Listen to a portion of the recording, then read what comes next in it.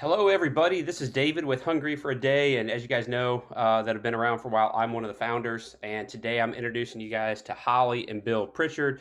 They're just some great people. You guys are going to love getting to know them. And they got introduced to us through actually a family member of mine. I heard what they were doing, heard their story, and I wanted you to hear this too. So we're going to take a few minutes. They're going to tell you a little bit about what they're doing. They're going to tell you a great story, just an example of a life that they've been able to touch. We're going to tell you about the need that we have today, and we're going to tell you how you can get involved in it. So let's get into it. Welcome, Holly and Bill. Glad you guys are here. Yeah, Thank thanks. you. So talk to me about what you're doing. We got the Pritchard Homeless Outreach. What is that about? How did that get started? How did you have a heart for this?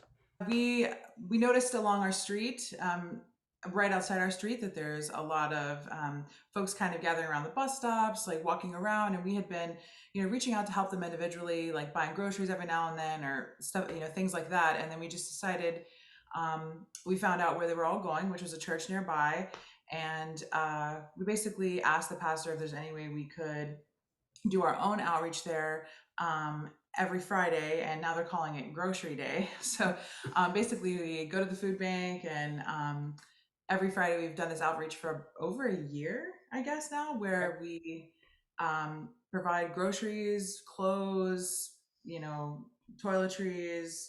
Yeah, some light camping supplies. Okay. And how many people do you guys help in each Friday?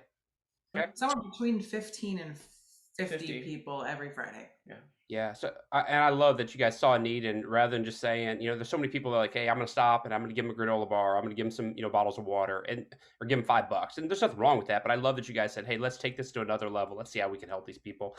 And what I loved after talking to you guys is that you've told me some stories of some long term projects, how you develop relationships with these people. Tell me about this young lady that you helped. I saw that this young lady was pregnant and walking around, and I was like, "Oh, we have to help her." But actually, she had a boyfriend with her, and we befriended them. And basically, long story short, we went to their camp. Story short, befriended them. We're trying to help them slowly, and eventually, we ended up getting her a bus ticket out of town. Giving her what she needed, some clothes, some money, and she got out of the woods, literally.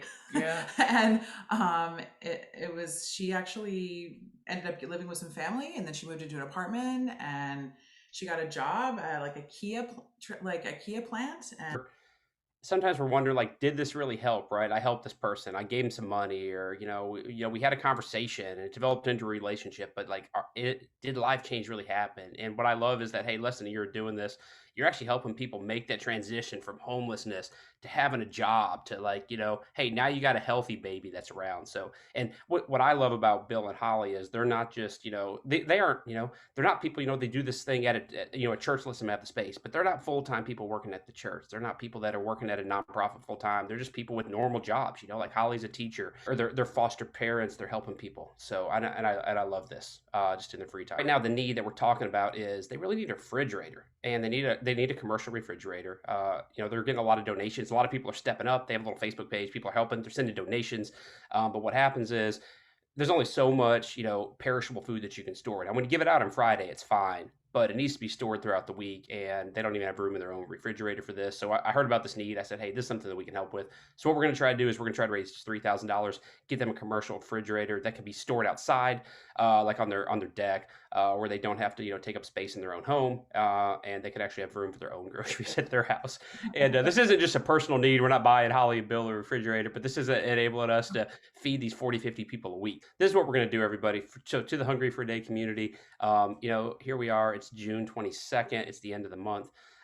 We are launching the project today. Our giving day is going to be next Thursday. Now, giving day, if you're new to Hungry for a Day, we have people that go hungry for a day. Again, the name of our organization. They'll give what they would normally spend on food. People will match what they spend on food a day. Other people just give donations, and there's a lot of different ways. Hey, if you want to write us a check for $3,000, we can buy this fridge. Some people give 100 or 500, whatever however it touches their heart. And so we just encourage everybody to give. We'll include a giving link down in the comments where you can jump in, be a part of what's going on. Again, if you're new to Hungry for Day, we have a 100% model, which means we've already raised 100% of our operating expenses. So we don't take anything off the top for any kind of processing fee or administration fee. Every dime that comes in is going to go directly to helping the Pritchards and the outreach that they're doing to help so many. So thank you guys for what you do. And man, we're excited to get this thing started. And let's do this thing.